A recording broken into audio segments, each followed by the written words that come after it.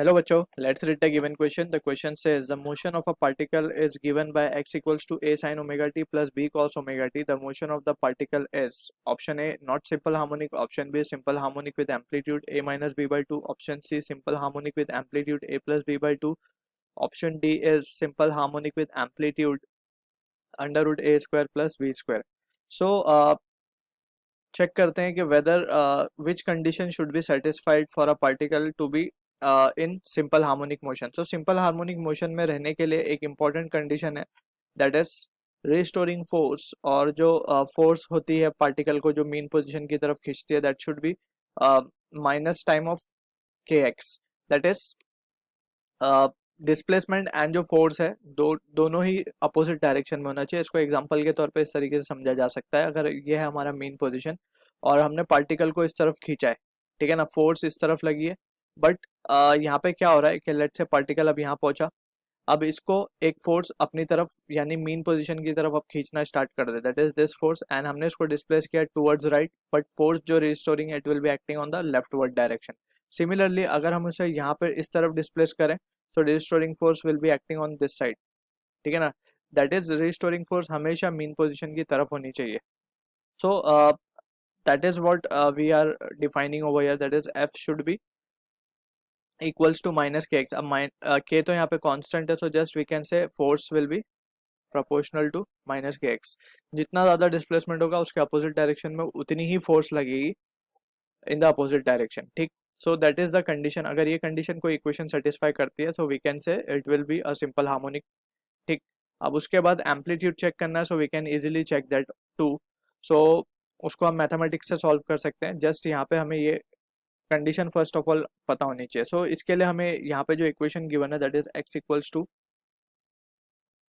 ए sine omega t plus b cos omega t. अच्छा, यहाँ पे हमने फोर्स लिखा है, फोर्स की जगह we can also write acceleration, because जहाँ पे एक्सेलरेशन आएगा वहीं पे फोर्स आती है, ठीक है ना. सो यहाँ पे अगर हम इसको डिफरेंशिएट करते हैं विद रिस्पेक्ट टू टाइम, ठीक है, तो ये क्या मिलेगा हमें, d x by d t, या बेसिकली हम यूँ कहें कि वेलोसिटी मिलेगी. So that is equals to, अब ये ए तो ऐसे ही रहेगा, साइन का हो जाएगा कॉस ओमेगा टी, और ओमेगा आ जाएगा साथ में, ठीक, माइनस बी ओमेगा कॉस का हो जाएगा साइन ओमेगा टी, ठीक है. So this is the relation हमें मिल गया वेलोसिटी का. अब हम बात करें एक्सेलरेशन की, सो एक्सेलरेशन हो जाएगा, again we need to differentiate it. So ये क्या आ जाएगा अब हमारे पास, minus of A omega square sine omega T, ठीक. और यहाँ पे क्या लिख सकते हैं, माइनस प्लस, सॉरी माइनस ही रहेगा ये, बी ओमेगा स्क्वायर, एंड ये हो जाएगा कॉस ओमेगा टी, ठीक है. अगर इसमें से हम ओमेगा स्क्वायर को कॉमन निकाल लेते हैं with a minus sine, so क्या बचेगा हमारे पास,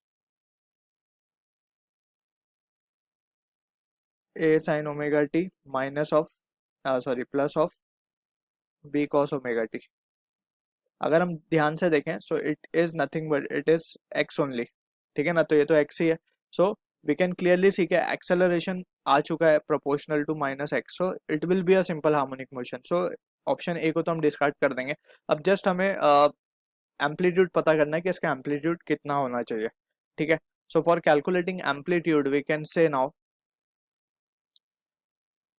we will just use the mathematics, that is हमारे पास जो इक्वेशन है, that is x equals to a sine omega t plus b cos omega t, right.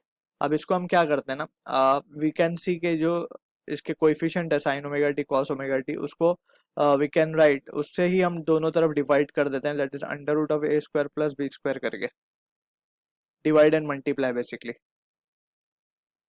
ठीक है. सो यहाँ पे जो टर्म आ जाएगा हमारे पास, दैट विल बी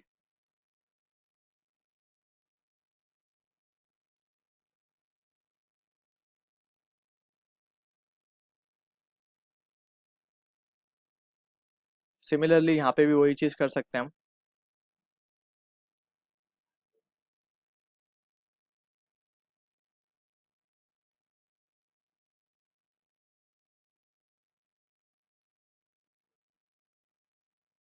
अब इसमें से we can take out common. अगर हम ये चीज को कॉमन निकाल लेते हैं, सो हमारे पास जो चीज़ बचेगी वो बचेगी a by under root of a square plus B square sine omega t plus,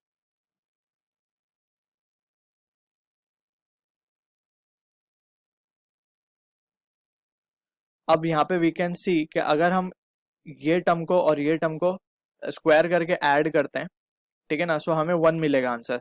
so we can write instead, हम उसे क्या लिख सकते हैं, वी नो बाय आइडेंटिटी हम क्या बोल सकते हैं, sine square x plus cos square x क्या होता है, 1 होता है। सो इसे भी हम क्या डाल सकते हैं, साइन एंड कॉस के टर्म्स में लिख सकते हैं, इसे कांस्टेंट वैल्यूज हैं। So we can write this values can be written as under root of a square plus B square, ऐसे ही रहेगा। और यहाँ पे हम इसे डाल देंगे, लेट से हमने इसे डाल दिया, कॉस फाइव डाल दिया हमने इसे, कुछ भी डाला जा सकता है, sine five instead we can also substitute.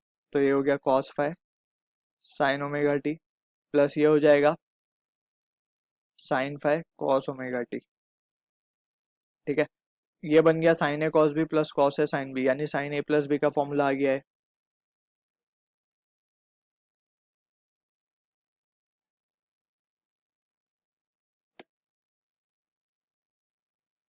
अगर हम इस इक्वेशन को ध्यान से देखें, so it is the equation of S H M only, ठीक है ना, that is x equals to a sine omega t plus five, हम लिखते थे जनरल इक्वेशन। तो यहाँ पे एम्पलीट्यूड क्या आ रहा है, resultant, it is coming out to be under root A square plus B square. So अगर हम ऑप्शंस देखें, सो हमारा ऑप्शन डी करेक्ट होगा, simple harmonic with amplitude under root A square plus B square. I hope you understood the solution, all the best.